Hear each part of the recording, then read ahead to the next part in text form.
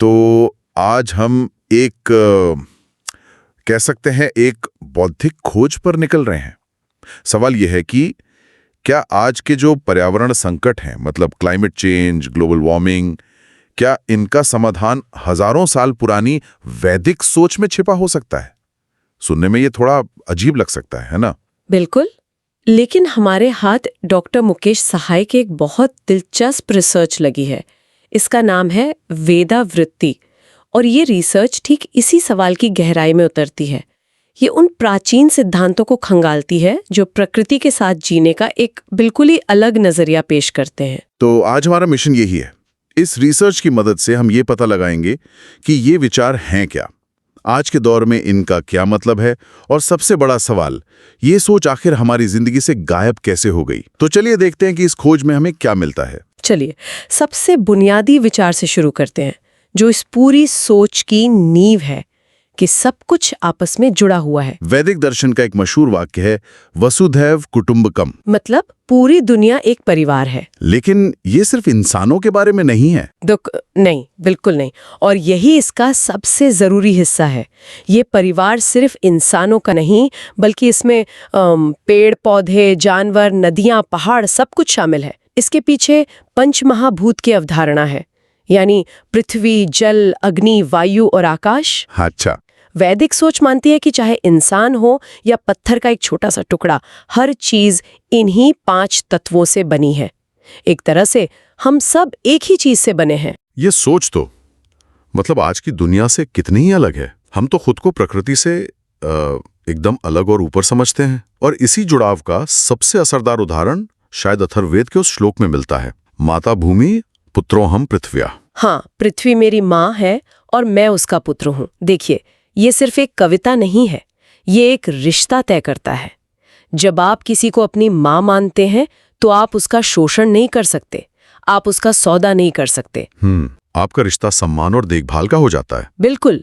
ये उस नजरिए को सीधी चुनौती देता है जो प्रकृति को सिर्फ एक रिसोर्स या संपत्ति के तौर पर देखता है। ये सोच आज की नेचुरल कैपिटल वाली बहस से कितनी अलग है। आज हम जंगलों और नदियों की कीमत डॉलरों में लगाते हैं, जबकि ये नजरिया उन्हें अनमोल मानता है, एक माँ की तरह। और ये सम्मान दूसरे सिद्धांतों में भी साफ दिखता है, जैसे प्रकृति के प्रति श्रद्धा। बिल्कुल। वेदों में प्रकृति के हर तत्व को एक जीवित शक्ति, एक देवता के रूप में देखा गया है। वरुण जल के देवता हैं, अग्नि आग के। और ये कोई अंधविश्वास नहीं था, ये प्रकृति के हर हिस्से को इज्जत देने का एक तरीका था। इसका सबसे अच्छा उदाहरण है वो पवित्र उपवनों या सेक्रेड ग्रोव्स की परंपरा। अच्छा, ये वो जंगल होते थे जिन्हें कोई छूता नहीं था, है ना? मुझे हमेशा लगता था कि ये सिर्फ किसी डर या क्या कहते हैं अंधविश्वास की वजह से होगा। बाहर से ऐसा लग सकता है, लेकिन असल में ये संरक्षण का एक बहुत समझदारी भरा तरीका था। ये जंगल बायोडाइवर्सिटी हॉटस्पॉट बन जाते थे, जहां पेड़ पौधों और जानवरों की ऐसी प्रजातियां बच जाती थीं जो शायद बाकी जगहों से खत्म हो जाती। ये प्रकृति के लिए एक तरह का इंश्योरेंस था। मत्स्य पुराण में तो यहां तक लिखा है, एक पेड़ 10 बेटों के बराबर होता है। सोचिए कितना गहरा सम्मान था। कमाल है। अब आते हैं अगले सिद्धांत पर, धर्म। जब हम धर्म शब्द सुनते हैं तो हमारे दिमाग में तुरंत पूजा पाठ या मजहब आता है, लेकिन मुझे लगता है इस रिसर्च में इसका मतलब कुछ और ही है ना? बिल्कुल। और ये धर्म शब्द की सबसे आम गलतफहमी है। यहाँ धर्म का मतलब मजहब नहीं, बल्कि नैतिक कर्तव्य है या सही काम करने का तरीका। पर्यावरण के मामले में रिसर्च इसे प्रकृति धर्म कहती है, मतलब प्रकृति के संतुलन को बनाए रखने का हमारा कर्तव्य, हमारी जिम्मेदारी। और इसी नैतिक कर्तव्य से अहिंसा यानी किसी को नुकसान ना पहुंचाना, और अपरिग्रह यानी जरूरत से ज्यादा जमा ना करने जैसे मूल्य निकलते हैं। अपरिग्रह तो आज के जमाने के लिए बहुत जरूरी लगता है। ये आज के उपभोक्तावाद यानी कंज्यूमरिज्म पर एक सीधी चोट है। अपरिग्रह का मतलब है लालच न करना, उतना ही लेना जितनी जरूरत हो। आज की तो पूरी अर्थव्यवस्था इसी बात पे टिकी है कि लोगों को ज्यादा से ज्यादा चीजें खरीदने के लिए उकसाया जाए, चाहे जरूरत हो या ना हो। अपरिग्रह कहता है कि असली खुशी और संतोष ज्यादा चीजों में नहीं, बल्कि सादगी में है। और चौथा सिद्धांत, ऋत और यज्ञ। ये शब्द सुनने में और भी भारी लगते हैं। इन्हें आसान भाषा में कैसे समझें? इसे ऐसे समझिए कि रित यूनिवर्स का ऑपरेटिंग सिस्टम है। वो अदृश्य नियम जो तय करते हैं कि मौसम सही समय पर बदलेंगे, नदियां बहेंगी और सब कुछ अपनी जगह पर ठीक से काम करेगा। ये प्रकृति का एक ऑटोमेटिक बैलेंस है। अच्छा, तो रित मतलब यूनिवर्स का ऑटो मोड। तो फिर यज्ञ क्या है? मुझे तो यज्ञ का मतलब सिर्फ हवन कुंड में आहुति देना ही पता था। सिर्फ ले नहीं सकते, हमें उससे कुछ वापस भी देना होगा ताकि उसका संतुलन यानी रित बना रहे। अरे वाह! तो जो यज्ञ हमें सिर्फ एक धार्मिक कर्मकांड लगता है, वो असम में एक तरह का प्राचीन इकोलॉजिकल कार्बन क्रेडिट सिस्टम था। ये सोच के प्रकृति से जो लिया है उसे वापस लौटाना हमारी जिम्मेदारी है, ताकि सिस्टम का बैलेंस ना बिगड़े। मैंने इसे कभी इस नजरिए से नहीं देखा था। बिल्कुल। बृहदारण्यक उपनिषद में एक श्लोक है जो इस चक्र को समझाता है। भोजन से जीव पैदा होते हैं, बारिश से भोजन पैदा होता है, यज्ञ से बारिश होती है और यज्ञ कर्म से होता है। ये एक चक्र है। अगर इंसान अपना कर्म यानी यज्ञ नहीं करेगा तो ये पूरा चक्र टूट जाएगा। ये सिद्धांत सुनने में बहुत शक्तिशाली और सहज लगते हैं। सब कुछ जुड़ा है, प्रकृति माँ है, अपना कर्तव्य निभाओ और जो लो उसे वापस करो। तो फिर हम आज ऐसी दुनिया में क्यों जी रहे हैं जो इन सिद्धांतों के ठीक उलट काम करती है? कहीं तो कुछ गड़बड़ हुई है। ये सोच आखिर हमारी जिंदगी से गायब कैसे हो गई?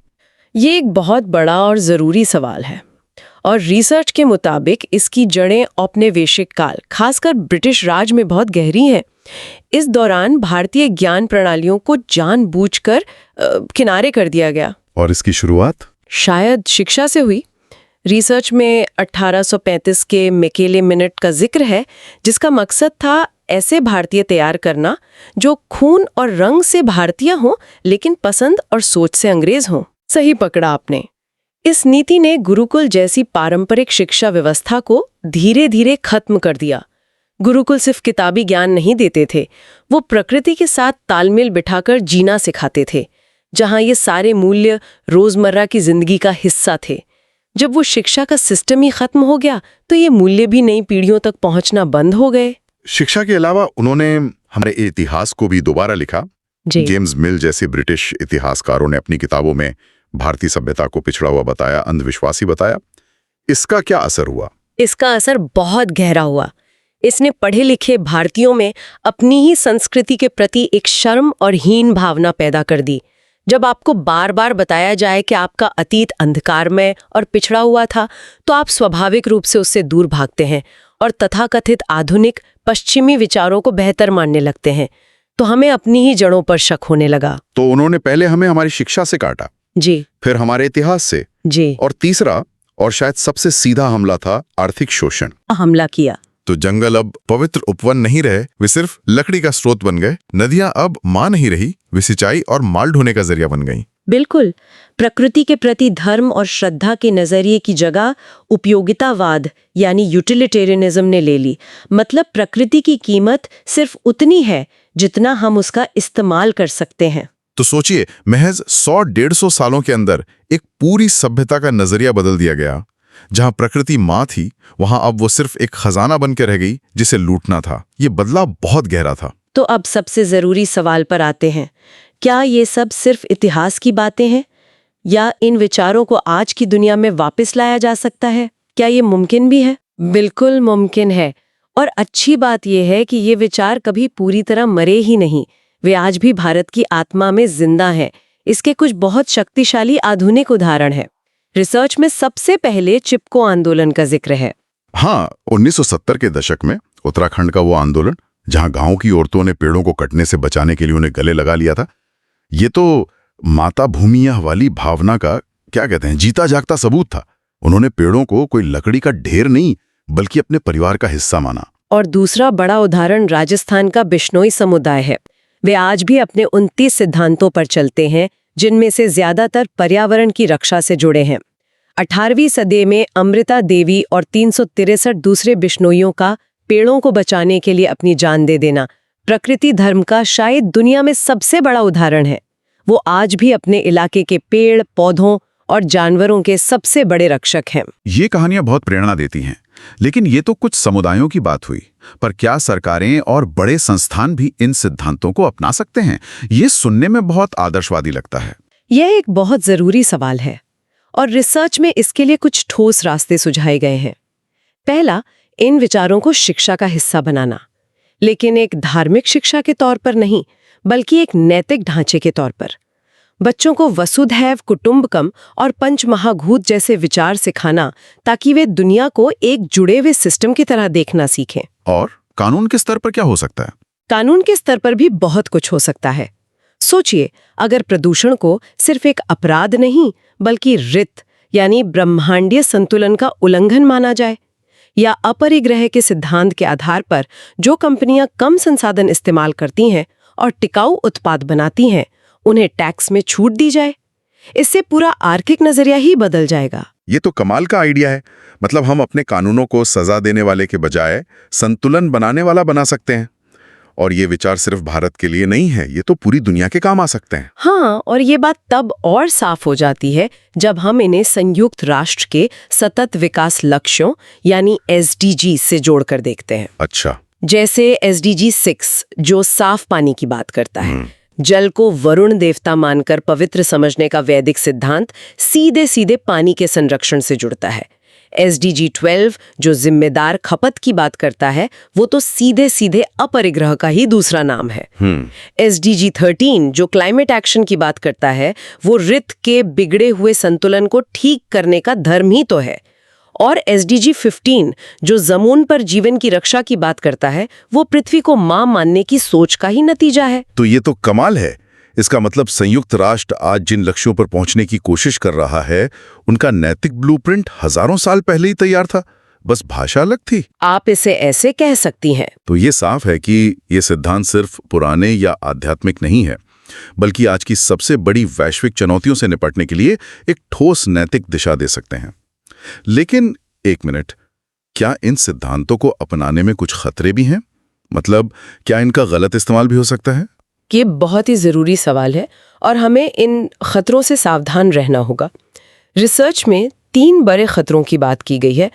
पहला है सांस्कृतिक न्यूनीकरण, यानी इन गहरी बातों का मतलब समझे बिना उन्हें खोखला बना देना। मतलब जैसे किसी बड़े इवेंट में वसुधैव कुटुंबकम का बैनर लगा दिया, 2-4 भाषण दे दिए और बस हो गया, जबकि असल में कुछ भी नहीं बदला। बिल्कुल, इसी ही कहते हैं गहरी सोच को सिर्फ एक नारे या स्टिकर में बदल देना।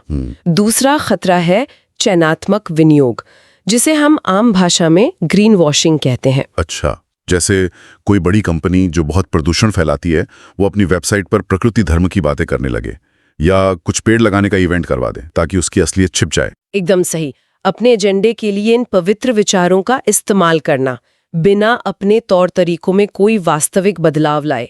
और तीसरा और शायद सबसे आम खतरा है अतीत का रोमानीकरण करना।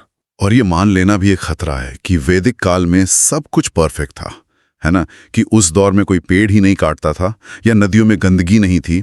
ये भी एक तरह का धोखा है। हाँ, इसे अतीत का अंधानुकरण कहते हैं।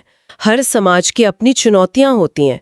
जरूरी ये है कि हम इन सिद्धांतों की आत्मा को पकड़ें और उन्हें आज के समय के हिसाब से समझदारी से लागू करें, ना कि किसी काल्पनिक स्वर्ण युग की नकल करने की कोशिश करें। तो आज की इस गहरी पड़ताल से ये साफ है कि वैदिक पर्यावरण नैतिकता हमें प्रकृति को देखने का एक बिल्कुल अलग चश्मा देती है।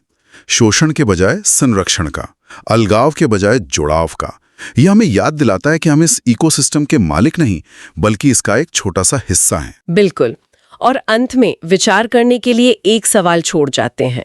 रिसर्च में ये तो बताया गया है कि सरकारें और संस्थाएं क्या कर सकती हैं, लेकिन असली सवाल शायद व्यक्तिगत है। अगर हम सच में वसुधैव कुटुंबकम के विचार को मान लें कि सच में सब कुछ एक दूसरे से जुड़ा है, तो हमारी रोजमर्रा की पसंद पर इसका क्या असर होगा? हम क्या खरीदते हैं, क्या खाते हैं, कैसे रहते हैं, इन सब पर इसका क्या फर्क पड़ेगा, भले ही कोई सरकारी नीति हो या ना हो। ये सवाल हमें प्रकृति के साथ अपने रिश्ते को सिर्फ एक जरूरत के तौर पर नहीं, बल्कि एक नैतिक जिम्मेदारी के तौर पर देखने के लिए मजबूर करता है।